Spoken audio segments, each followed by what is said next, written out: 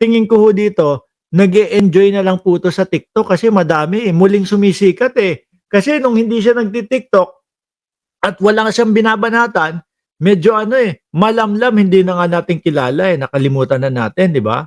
Ngayon, dahil siyempre merong mga DDS na sinusuportahan siya dahil nga gusto nilang mapabagsak si Tito Sen, kaya ayun, tuloy-tuloy lang. Lahat po binabanatan na nito, mga bossing, oh. Ano, Tito Sen, Tito Sen, gusto mo talaga ng away? Sabi sa inyo, eh, 'di ba? Sabi sa inyo, eh, 'no? Si Anjo Iliana kaaway si Tito Sen. Si Tito Sen walang pakialam sa kanya, hindi nagsasalita. Tingin ko ginagamit niya na lang yung mga kaibigan niya doon sa Itbulaga para lumakas yung TikTok niya. Kawawa, ano? Biruin mo, mga nakasama mo ng 20 to 21 years doon sa isang ano, sa isang show, sa isang kumpanya, tapos babanatan mo ng babanatan para lang ano, sumikat ka ulit. Ito, makinig kayo mabuti. Ha? Alam mo, ayoko nagagalit ako kasi palaban ako eh.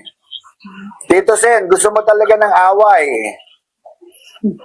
Gusto mo, bukod sa kabit mo, sabihin ko kung sinong girlfriend mo sa Nako saglit lang, oh. Yan. Itbulaga na Ano na yan parang siguro magdadalawang linggo o isang linggo o magdadalawang linggo na ho yung tungkol sa kabit-kabit ni Tito Sen, mga kababayan. Hanggang ngayon, ganun pa din po. Wala pa din pong ano, sinasabing pangalan to si Anjo. na girlfriend din ni Bossing. O yan, O, narinig na namin yan last week.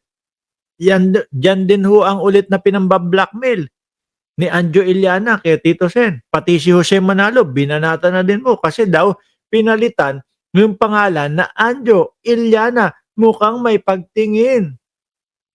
Biruin mo yung mga ganong kaliliit ho na bagay, pinapatulan na ni Anjo Iliana.